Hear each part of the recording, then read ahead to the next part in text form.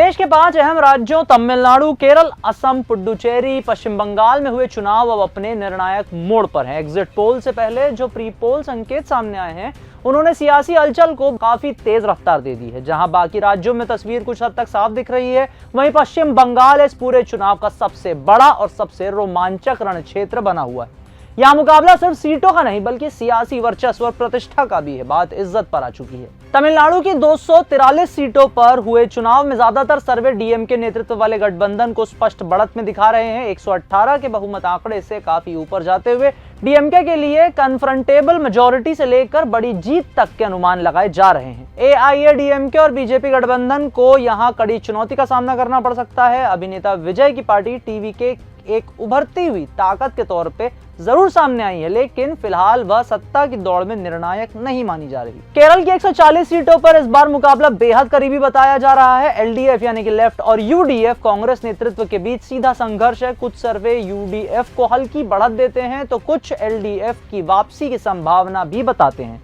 BJP वहां vote share बढ़ाती दिख रही है, लेकिन सीटों में उसका प्रदर्शन सीमित रहने का अनुमान है। कुल मिलाकर केरल के नतीजे बेहद नजदीकी वाले हो सकते हैं। असम में 126 सीटों पर हुए चुनाव में बीजेपी नेतृत्व वाला एनडीए गठबंधन मजबूत स्थिति में नजर आ रहा है। ज्यादातर सर्वे संकेत देते हैं कि मुख्यमंत्री हिमंत बिस्वा शर्मा एक बार फिर सत्ता में वापसी कर सकते हैं। कांग्रेस नेतृत्व वाला इंडिया गठबंधन मुख्य विपक्षी ताकत है, लेकिन आंकड़ों के लिहाज से वह पीछे दिखाई दे रहा है। 30 सीटों वाले पुडुचेरी में एनडीए और इंडिया गठबंधन के बीच कड़ी टक्कर बताई जा रही है। यहां किसी एक पक्ष की स्पष्ट बढ़त नहीं दिख रही, जिससे नतीजे काफी दिलचस्प हो सकते हैं।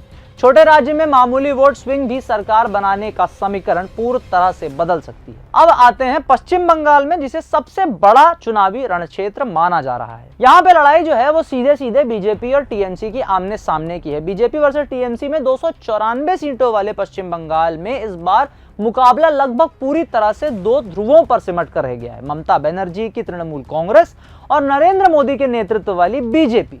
वाम दल और कांग्रेस गठबंधन की मौजूदगी काफी हद तक सीमित दिख रही है। वो मौजूद जरूर है, लेकिन उनकी मौजूदगी बहुत सिमट चुकी है। यह चुनाव ममता बनर्जी के लिए लगातार चौथी बार सत्ता में लौटने की चुनौती है, जबकि बीजेपी के लिए यह मिशन बंगाल को पूरा करने का सबसे बड़ा मौका है। पश्चिम बंगाल के प्री पोल सर्वे एक दिलचस्प तस्वीर पेश करते हैं। ज्यादातर सर्वे टीएमसी को बढ़त देते हैं और उसे 155 से 194 सीटों के बीच दिखाते हैं। वहीं बीजेपी को 98 यानी 98 से 150 सीटों के बीच प्रोजेक्ट किया गया है, जिसमें कई सर्वे उसे 110 से 130 के आसपास रखते हैं। कुछ आकलन ऐसे भी हैं जो मुकाबले को और ज्यादा कड़ा बनाते हैं, जहां टीएमसी 140 से 170 के बीच और बीजेपी 130 प्लस तक पहुंचती दिख रही है। बंगाल में इस बार वोटिंग प्रतिशत काफी ज्यादा रहा है। खासकर पहले चरण में करीब 92% तक मतदान हुआ। यह हाई टर्न आउट आमतौर पर मजबूत ध्रुवीकरण यानी पोलराइजेशन का संकेत देता है। दूसरे चरण में भी अच्छा मतदान दर्ज किया गया था, हालांकि कई जगहों से झड़प,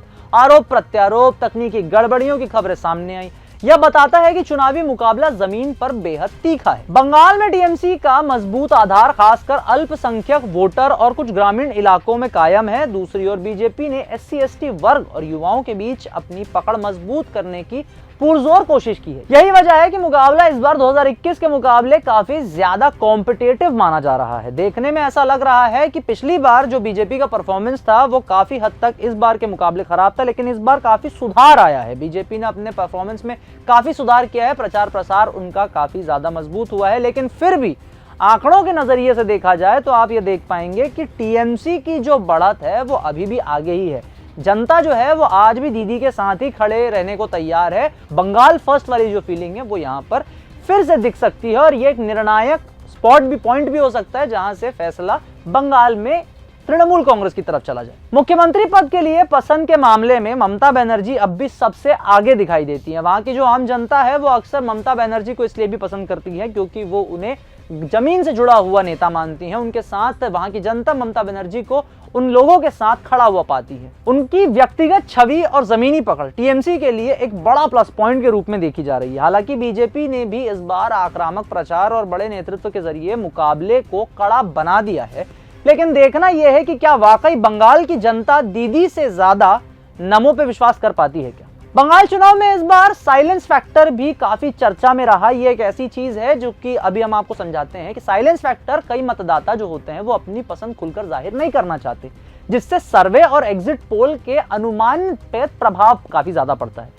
यही कारण है कि यहाँ अंतिम नतीजे अक्सर अनुमान से अलग भी चले जाते हैं, क्योंकि जो साइलेंस थेरेपी होती है वो अक्सर लोगों में गलतफहमी ना हो और लोग अपनी विचारों को अपने हद तक रखना चाहते हैं, उस वजह से ये भी इस्तेमाल किया जाता है और बंगाल में कई बार देखा गया और इसीलिए आकलन के विरुद्ध भी नतीजे आ सकते हैं। अब ये समझना जरूरी है कि ये सभी आंकड़े प्री पोल सर्वे और रुझानों पर आधारित है। बंगाल में पहले भी देखा गया है कि आखिरी समय में वोटिंग पैटर्न झट से बदल जाता है, इसीलिए एग्जिट पोल भले ही एक दिशा दिखाएं, लेकिन असली तस्वीर तो 4 मई 2026 को वोटों की गिनती पूरी होने के बाद ही सामने आएगी। अब सबसे बड़ा सवाल यही है कि क्या ममता बनर्जी एक बार फिर सत्ता पर काबिज होंगी या बीजेपी बंगाल में एक नया इतिहास रचेगी। एग्जिट पोल इस सस्पेंस को थोड़ा कम जरूर करेंगे, लेकिन असली रोमांच रिजल्ट के दिन ही सामने आएगा। तब तक बंगाल की सियासत में हर पल एक नई कहानी लिखी जा रही है और ये पूरे के पूरे समीकरण को लेकर किसी भी प्रकार का अपडेट अगर हम तक आता है तो हम आप तक जरूर लेकर आएंगे। बंगाल इलेक्शन और देश भर की राजनीतिक खबरों से जुड़े रहने के लिए बने रहे न्यूज गंगा के साथ। अगर आपको ये हमारा वीडियो पसंद आया हो तो इसे लाइक और शेयर करना बिल्कुल ना भूलें। साथ ही हमारे चैनल न्यूज गंगा को सब्सक्राइब और फॉलो जरूर करें ताकि देश और दुनिया की हर बड़ी खबर आप तक सबसे पहले पहुंचे।